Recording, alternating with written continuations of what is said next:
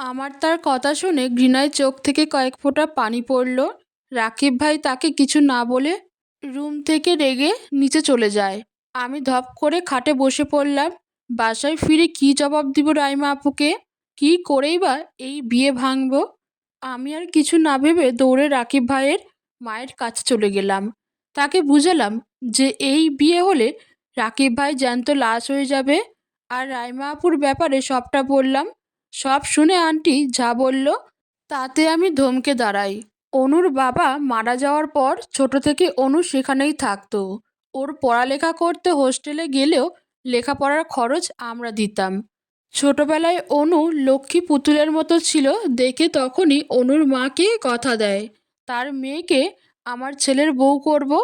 কিন্তু অনু হোস্টেলে গিয়ে পুরোপুরি বদলে যায়, ব্যবহারও বদলে যায়, খারাপ জিনিসে আসক্ত হয়ে পড়ে। তারপরে শুনি রাকিব তোমাকে ভালোবাসে, কিন্তু ও আমাদের আগেই বলে যতদিন প্রতিষ্ঠিত হবে ততদিন যেন তোমাদের ফ্যামিলিকে না জানাই। কিন্তু আস্তে আস্তে সব শেষ হয়ে যায়। পরিস্থিতির চাপে পড়ে তুমি বিয়ে করে ফেলো। সেদিন আমি তোমার ফুপির কাছে বলতে চাইলে রাকিব আমাকে আর যেতে দেয়নি। ও চাইতো তুমি সুখে থাকো, কিন্তু সেই দিন তোমার ফুপির কাছে বলবো না, কিন্তু শর্ত দিয়েছিলাম 2 দিনের ভিতর বিয়ে করতে হবে। তারপর ওই বাড়িতে মেয়ে পছন্দ হলেও শুনেছি রাকিব বিয়ে ভেঙে দেয়। আমি ভাবতাম কারণ হিসেবে হয়তো ও তোমাকে ভুলতে পারছে না। এদিকে শুনি অনুর সাথে রাকিবের বিয়ে না দিলে ও সুসাইড করবে। সব চিন্তায় আমি অসুস্থ হয়ে পড়ি। তারপর সবাইকে বলি সব কিছু তৈরি করতে আর রাকিবকে এনে সরাসরি বিয়ের পিঁড়িতে বসাই। কিন্তু আজ শুনলাম ও অন্যজনকে ভালোবাসে তাই বিয়ে ভেঙেছে। কিন্তু এখন যদি বিয়ে ভেঙে দেয় তাহলে অনু নিজের কি ক্ষতি করে জানি না। সেই সাথে অনুর মা মনিকে আমাদের সারা জীবনের মতো হারাতে হবে। যেটা হচ্ছে হোক, আল্লাহ যা করে ভালোর জন্যই করে। একদিন সব ঠিক হয়ে যাবে। আমি আন্টির কথা শুনে রুম থেকে চলে আসি। আন্টির কথাই ঠিক, হয়তো একদিন সব ঠিক হয়ে যাবে। কিন্তু রাইমা আপুর কি হবে? সে না করবে কোনোদিন বিয়ে আর না পারবে ভালোভাবে বাঁচতে। আর রুদ্র স্যার তার বোনকে এভাবে কষ্ট পেতে দেখতে সহ্য করতে পারবে না। আমি ফোনের দিকে তাকিয়ে দেখি রুদ্র স্যার 11টা কল দিয়েছে। ফোন সাইলেন্ট ছিল। আমি নিজেই রুদ্র স্যারকে কল দিলে সাথে সাথে ফোন ধরে ধমকের সুরে বলে, ইডিয়েট, ফোন ধরতে এতক্ষণ লাগে? কোথায় তুমি? পূর্ণতা কাঁদছে, ওকে কি খেতে দিব? আর কিভাবে কি বানাবো? আমি এতগুলো প্রশ্ন একসঙ্গে বলতে দেখে মিনমিন করে বলি, আমি রাকিব ভাইয়ের বাড়িতে। পূর্ণতার খাবার। আমাকে আর কিছু বলতে না দিয়েই ফোন কেটে দেয়। আমি কয়েকবার কল দিলে ফোন বন্ধ করে রেখে দেয়। পূর্ণতা কাঁদছে, কিছু খাইয়েও যায়নি। না জানি এখন কি রকম আছে। আমি আর কিছু না ভেবেই রাইমা আপুকে ফোন করে পূর্ণতাকে খাবার খাওয়াতে বলি। কিছুক্ষণের মাঝেই আমরা অনুদের বাসায় চলে আসি। বিয়েটা অনুর পৈতৃক বাড়িতেই হবে। আমি অনুকে দেখতে তার রুমে যাই। আর 2 ঘন্টার পর কাজী আসলেই বিয়ে হবে। আমি অনুর রুমে গিয়ে নক করতেই শুনি অনু কারোর সাথে কথা বলছে আর কাঁদছে। আমি বাইরে আওয়াজ কথাগুলো ক্লিয়ার শুনতে পেলাম না, তবে এটা অনুমান করলাম ও হয়তো ওর কোনো লাভারের সাথে কথা বলছে। আমি দরজায় নক না দিয়েই ঢুকে গেলাম। আমাকে অনু সামনে দেখে থতমতকে ফোন কেটে দিল। আমি অনুকে আস্তত করে সব বলতে বললে অনু বলে, কলেজ লাইফে রাজ নামে একটা ছেলের সাথে তার প্রথম বন্ধুত্ব ছিল, পরে রিলেশনে জড়ায়, কিন্তু ভুলবশত শারীরিক সম্পর্কে জড়িয়ে পড়ে। হঠাৎ একদিন অনু সেই ছেলেটার ফোন নাম্বার থেকে সব কিছু বন্ধ দেখে পাগলের মতো হয়ে যায়। ওর বাড়িতে গিয়েও কোনো খোঁজ পায় না। তারপরে আস্তে আস্তে ভেবে নেয় ছেলেটা ওর সুযোগ নিয়েছে। তারপরে বাড়ি ফিরে রাকিব ভাইয়ের উপর আগে থেকেই দুর্বলতা কাজ করত। সেই জন্যই সবাই ইমোশনাল ব্ল্যাকমেল করে বিয়েতে রাজি করায়। এর মাঝে একটা আননোন নাম্বার থেকে কল আসলে দেখে ওটা রাজের গলা। পরে রাজের থেকে সব জানতে পারে। রাজের বাইক অ্যাক্সিডেন্ট হয়েছিল আর সে এতদিন কোমায় ছিল, যার কারণে কারোর সাথে যোগাযোগ হয়নি। আর তার যে চাকরিটা ছিল সেটাও চলে গিয়েছে। সব শুনে অনু ছেলেটার সাথে পালাতে চাইলে ছেলেটা না করে দেয়। এটা বলে যে তার চাকরি নেই, এখন সে বিয়ে করে অনুকে সুখী রাখতে পারবে না। খাবার তো দূর, ঘুমানোর জায়গাটুকুও দিতে পারবে না। আমি অনুর কথা শুনে ভাবতে থাকি, একটা মেয়ে একজনকে কতটা ভালোবাসলে অন্যজনকে বিয়ে করার জন্য ইমোশনাল ব্ল্যাকমেল করতে পারে। তবে ওদের সমস্যা মিটিয়ে দিতে পারলেই হবে হয়তো। ওদের সম্পর্ক মিলিয়ে দিলে আরও একটা ভালোবাসার সংসার বেঁচে যাবে। অনুর ভালোবাসার খাত ছিল, তবে অনুর চোখে জল দেখে মনে হচ্ছে সে অনুতপ্ত। সে তার খাতটা পূরণ করে নিতে চায় ভালোবাসা দিয়ে। ছি অনু, তোমাকে কিছু বলতেও ঘৃণা লাগছে। তুমি নিজে তো নিজের ভালোবাসা হারিয়েছ, আর অন্যের ভালোবাসা কিনে নিচ্ছ। তোমার ধারণা আছে আজ বিয়েটা হলে কত কিছু হতে পারতো? রাজের নাম্বারটা দাও, আমি ওর সাথে কথা বলে সব ঠিক করছি। প্লিজ আপু, আমাকে বকো মারো, তুমি রাজকে কিছু বলো না। ও জানে না আজ আমার বিয়ে। আর তাছাড়া আমি কিভাবে এখন সবাইকে ছেড়ে পালিয়ে যাব? আমি অনুকে ধমক দিয়ে বলি, আবার ভুল সিদ্ধান্ত নিচ্ছ কেন? পালিয়ে যেতে হবে কখন বললাম? আমাকে ওর ফোন নাম্বারটা দাও, কথা বলছি। আমি রাজকে ফোন করে কথা বলে জানতে পারি রাজ আগে রুদ্র স্যারের অফিসে কাজ করতেন। অ্যাক্সিডেন্টের কারণে চাকরি চলে গিয়েছে, আর সে চাকরি ছাড়া অনুকে বিয়ে করতে চায় না। পরে আমি বলি তার আগের চাকরি ফিরিয়ে দিব, আর যদি সে অনুকে পেতে চায় তাহলে সে জানে এক্ষুনি অনুর বাসায় এসে অনুর বিয়েতে গণ্ডগোল করে, তাহলেই সব ঠিক হয়ে যাবে। কিছু কিছু সময় গণ্ডগোলেও ভালো কিছু পাওয়া যায়। কিছু মেয়েরা মিলে অনুকে নিচে নিয়ে এসেছে, কাজী সাহেবও এসেছে। চারিদিকে বিয়ের উৎসবে মেতে আছে, সবাই নিজের ভাবনায় ব্যস্ত। কেউ নতুন বউ ঘরে নিবে সেই আনন্দে, আবার কেউ নিজেদের মেয়ে বিদায়ের বেদনায় কাতর। আমি বারবার চারিদিকে তাকিয়ে রাজকে খুঁজছি। রাকিব ভাই রোবটের মতো বসে আছে। অনু চোখ দুটো ভয়ে স্পষ্ট দেখা যাচ্ছে। দুরন্ত মেয়েটা আজ ভালোবাসার কাছে চুপসে গেছে। কি অদ্ভুত এই ভালোবাসা! বারবার কাজী অনুকে কবুল বলতে বলছে। অনু আমার দিকে তাকিয়ে আছে, ঠোঁট দুটো কাঁপছে, চোখের কাজল লেপ্টে আছে। আমার এই মুহূর্তে মনে হচ্ছে কেউ ভিতর থেকে চেপে ধরছে। এত কষ্ট করেও দুটো ভালোবাসার সংসার টিকিয়ে রাখতে পারলাম না, এখানেই সব শেষ? বেঁচে থেকেও চারজন মানুষ জীবন্ত লাশ হয়ে থাকবে। হঠাৎ কোথা থেকে দুইজন পুলিশ আর সাথে একটা ছেলে আসে। অনুর বর্ণনায় মনে হলো এই ছেলেটি রাজ। পুলিশ কেন নিয়ে আসলো? এমনি গোলমাল করলেই তো রাকিব ভাই একটা উশিলা পেয়ে ভেঙে দিত। পুলিশ দেখে অনু আর রাকিব ভাইয়ের কাকা মামারা এগিয়ে যায়। কি সমস্যা স্যার, আপনারা হঠাৎ এখানে? আমাদের কাছে নোটিশ আছে আপনারা অন্যের বউকে বিয়ে দিচ্ছেন, সেটা সত্যি কি না দেখতে আসলাম। কি বলছেন এসব? এখানে আমাদের মেয়ের বিয়ে হচ্ছে। আপনাদের নিশ্চয়ই কোনো ভুল হয়েছে স্যার। পুলিশ দুটো তাদের কথায় উত্তর না দিয়ে অনুকে প্রশ্ন করল, আপনার নাম কি অনু? অনু মাথা দুলায়, যার মানে হ্যাঁ। পুলিশ আবার জিজ্ঞেস করে, আপনি কি রাজ সাহেবকে চিনেন? আপনাদের ভিতর অন্য কোনো সম্পর্ক আছে? অনু আবার মাথা দুলালে উপস্থিত সবাই অনুর দিকে ভূত দেখার মতো তাকিয়ে আছে। এতক্ষণে এখানে খুশির বন্যা বয়ে গেলেও এখন সবার মাঝে হইচই লেগে গেছে। পুলিশ অনুর আর রাকিব ভাইয়ের ফ্যামিলিকে দুইটা অপশান দেয়। এই মুহূর্তে রাজের সাথে অনুর আবার বিয়ে দিতে হবে, নয়তো রাকিব ভাইকে তাদের সাথে নিয়ে যাবে। তারপর যে কথা হবে, থানায় যে হবে। ওখানে সবাই থানার কথা ভেবে কেঁপে ওঠে। অনুর পরিবার রাকিব ভাইয়ের দিকে ভয়ে ভয়ে তাকালে রাকিব ভাই মুচকি হেসে বলে, আঙ্কেল, আমাকে নিয়ে চিন্তা করবেন না, আমি অনুর ভালো চাই। আপনারা ওই ছেলেটার সাথে বিয়ে দিতে পারেন, আমার আপত্তি নেই। রাকিব ভাইয়ের কথা শুনে ওখানে সবাই স্বস্তির নিঃশ্বাস ছাড়ে। আসতেই ওদের বিয়ে হয়ে যায়।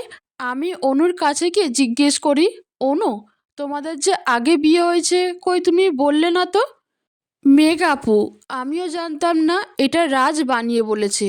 আর ওই যে ওই দুটো পুলিশ, ওটা নকল ছিল, রাজের ফ্রেন্ড ছিল, তারা দুইজন।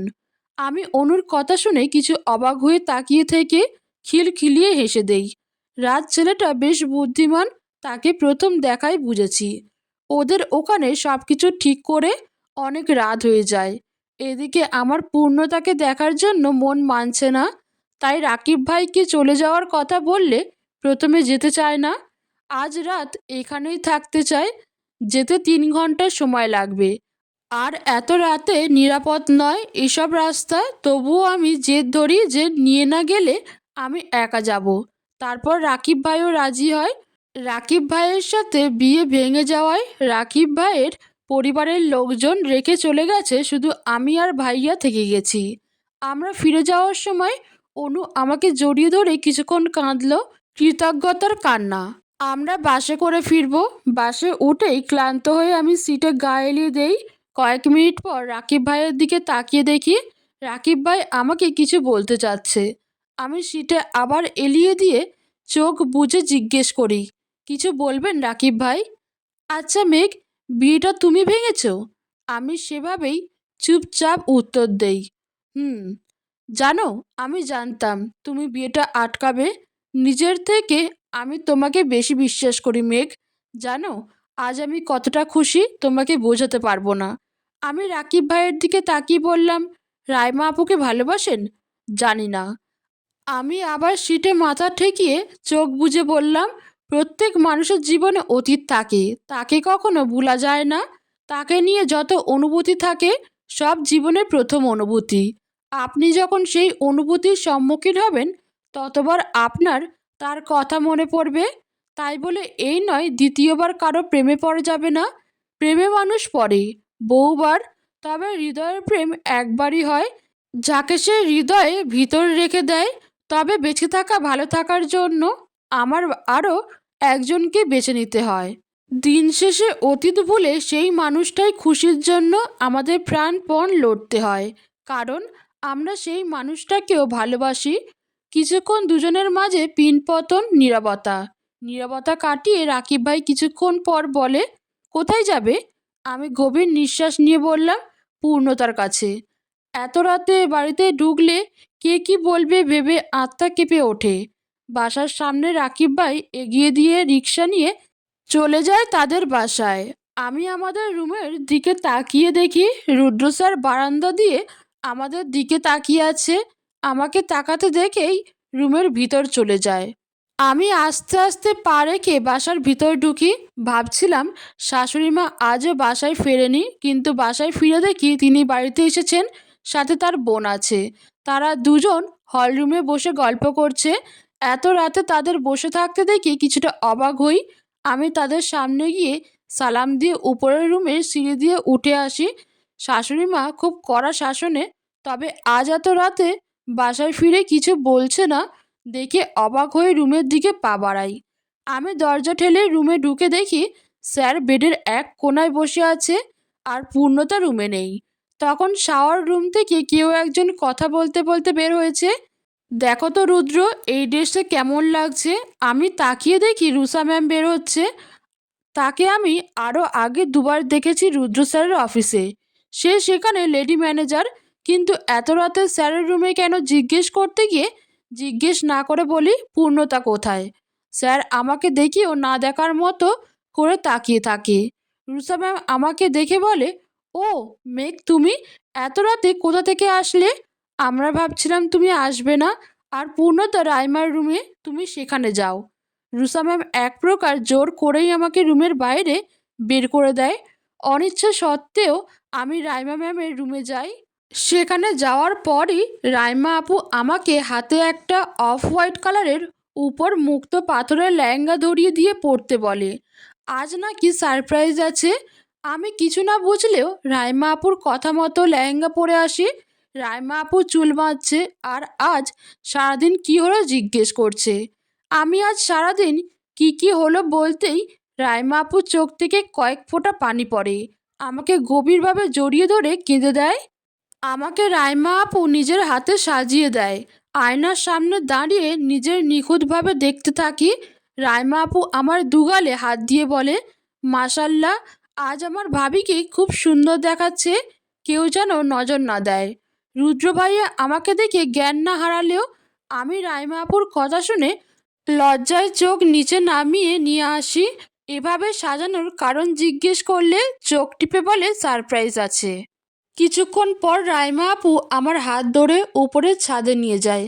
ছাদে উঠে একটা কালো কাপড় দিয়ে আমার চোখ বেঁধে দিয়ে রাইমা আপু আমাকে ছাদের মাঝখানে নিয়ে আসে। আমার চারপাশে মানুষের চুপচাপ নীরবতা বুঝতে পারছি এখানে হয়তো আরো অনেকে আছে, কিন্তু কেন এসেছে আর আমার চোখ বেঁধেই বা কেন ডেকেছি? মনের মাঝে হাজার প্রশ্ন উকি দেয়। তখনই রাইমা আপু আমার চোখের উপর কাপড় খুলে হ্যাপি বার্থডে বলে চিৎকার করে ওঠে। সাথে সাথে রাইমা আপুর গলার সাথে গলা মিলিয়ে উপস্থিত সবাই হ্যাপি বার্থডে বলে ওঠে। আমি অবিশ্বাস্য চোখে পিটপিট করে সবার দিকে তাকাই। এতক্ষণ চোখ বন্ধ থাকায় কিছু দেখতে পারছি না। চোখ বুজে আবার সবার দিকে তাকাই। রুদ্র স্যার, শাশুড়ি মা, খালা শাশুড়ি, বাবা, ফুপি, পূর্ণতা ফুপির কোলে, রাইমা আপু আর রুষা ম্যাম, সাথে বাড়ির সব কাজের লোক দাঁড়িয়ে আছে।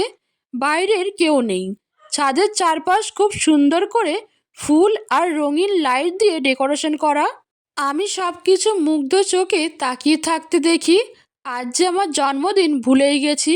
কখনো এত সুন্দর করে জন্মদিন পালন করা হয়নি। বৃষ্টির জন্মদিন উদ্দেশ্যে ফুপি পায়েস রাঁধলে সেটাই আমি আমার জন্মদিনের সারপ্রাইজ হিসেবে মেনে নিতাম। হঠাৎ রুদ্র স্যারের গলায় বাস্তবে ফিরে আসি, মেঘ, কেকটা কাটো তাড়াতাড়ি। আমি রুদ্র স্যার কথায় তার দিকে তাকালাম। খোঁচা খোঁচা দাড়িতে তাকে খুব মানিয়েছে। চেহারায় বাচ্চা বাচ্চা একটা ভাব ফুটে আছে। ঠোঁট দুটো হালকা লালচে কালারের। সব মিলিয়ে পাঞ্জাবিতে আজ খুব সুন্দর লাগছে। হঠাৎ রুদ্র স্যারের পাশে রুষা ম্যামকে দেখে কপাট রাগ হয়। রুষা ম্যাম স্যারের এক বাহু ধরে দাঁড়িয়ে আছে। এভাবে লেপ্টে থাকার মানে কি? আর রুদ্র স্যারই বা তার পাশে দাঁড়িয়ে আছে কেন?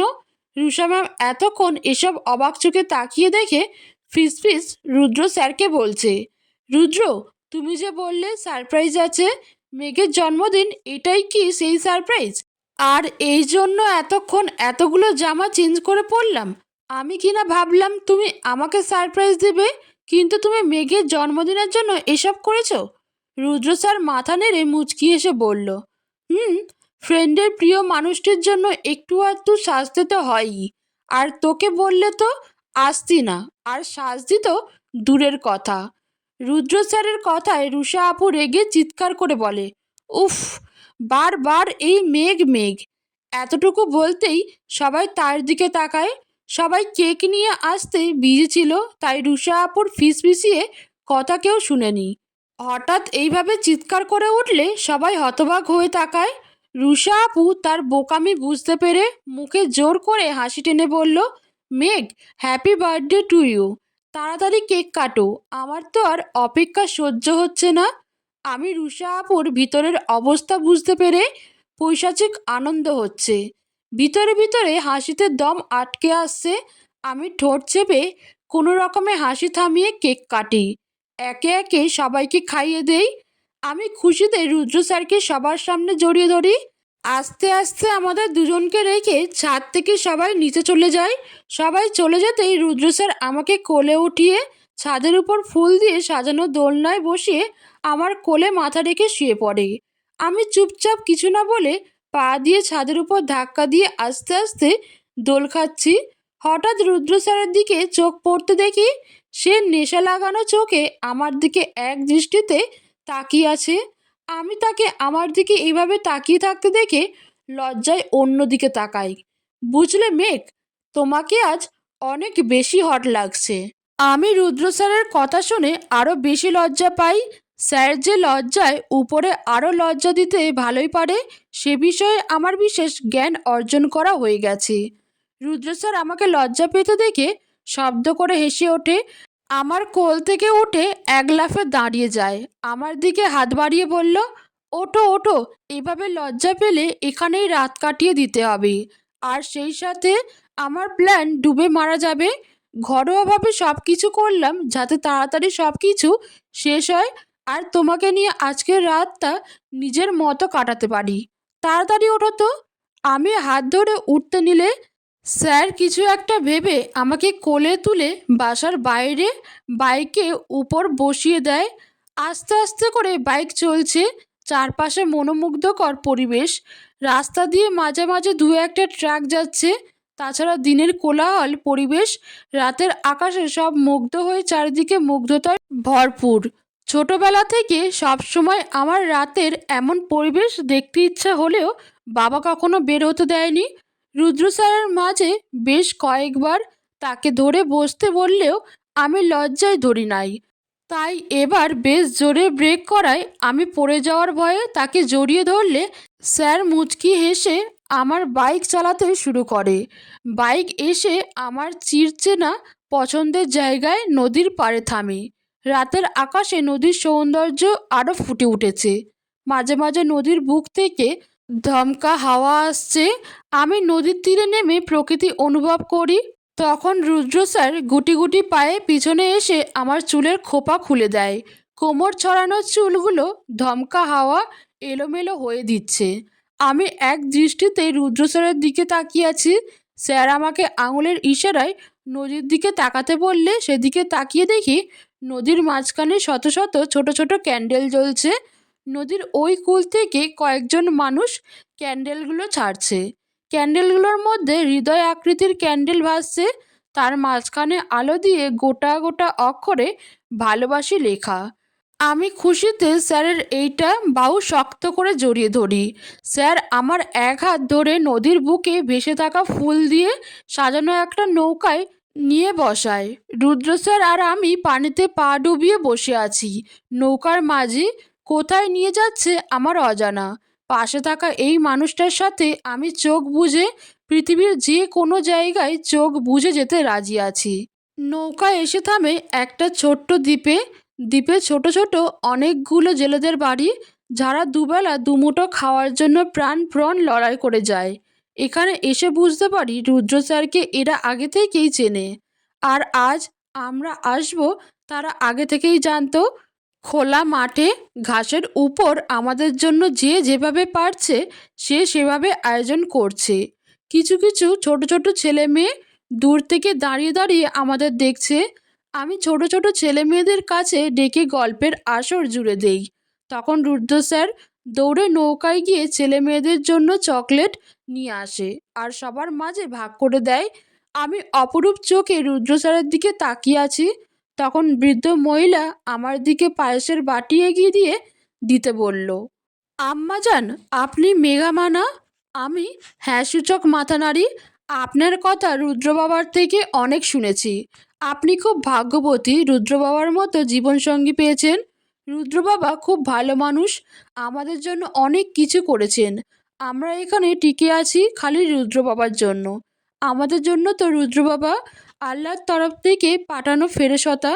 আমি তার কথাগুলো শুনে রুদ্র স্যারের দিকে তাকিয়ে থাকি। একটা মানুষের ভিতর আর কত রূপ আছে, কখনো জেদি, কখনো রাগী, কখনো ভালোবাসার কাতর। রুদ্র স্যার বাচ্চাদের সাথে দৌড়াতে দৌড়াতে ক্লান্ত হয়ে আমার পাশে এসে ঘাসের উপর বসে পড়ল। আমাকে তার দিকে এক দৃষ্টিতে তাকিয়ে থাকতে দেখে ভ্রু কুঁচকে ইশারায় কি হয়েছে জিজ্ঞেস করলে আমি নিচে তাকিয়ে মাথা নেড়ে না বলে মুচকি হাসি দেই। ওখান থেকে বাসায় ফিরতে ফিরতে মাঝরাত হয়ে যায়। বাসায় ফিরে দেখি বাসার মেইন দরজা আটকানো। রাইমা আপুকে খুলে রাখতে বলেছিল কিন্তু সে হয়তো ভুলে গেছে। তখন রুদ্র স্যার আমার দিকে তাকিয়ে বলল, আগে যখন বাসায় ফিরতে লেট হতো তখন ইচ্ছে করেই দেয়াল টপকে ভিতরে যেতাম। যদিও আম্মু বা রাইমাকে কল দিলে খুলে দিত, কিন্তু খুব শখ করেই আমি গেট টপকাতাম। আজ টপকাবে? আমি তোমাকে তুলে দেব, তুমি পারবে? নাকি রাইমাকে কল দিব? আমি হেসে বলি, না, আজ বরং দেয়াল টপকে জামাইয়ের বাড়িতে চোরের মতো ঢুকি। স্যার মুচকি হেসে এক লাফে দেওয়ালের উপরে উঠে আমার দিকে হাত বাড়ায়। আমি লেহেঙ্গা এক হাতে ধরে অন্য হাত বাড়িয়ে দিই। রুমে এসে ফ্রেশ হয়ে শুয়ে পড়ি।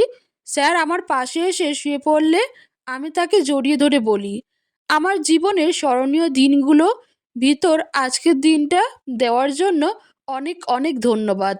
ভালোবাসি, খুব বেশি ভালোবাসি। রুদ্র স্যার তার বুকের মাঝে টেনে নিয়ে কপালে ছোট্ট করে চুমু দিয়ে বালিশে মাথা রাখলো। আমিও রুদ্র স্যারের বুকে মাথা রেখে ঘুমিয়ে পড়লাম। বন্ধুরা, তোমাদের যদি গল্পগুলো ভালো লেগে থাকে তবে অবশ্যই একটি লাইক করে চ্যানেলটিকে সাবস্ক্রাইব করে দেবেন। ধন্যবাদ।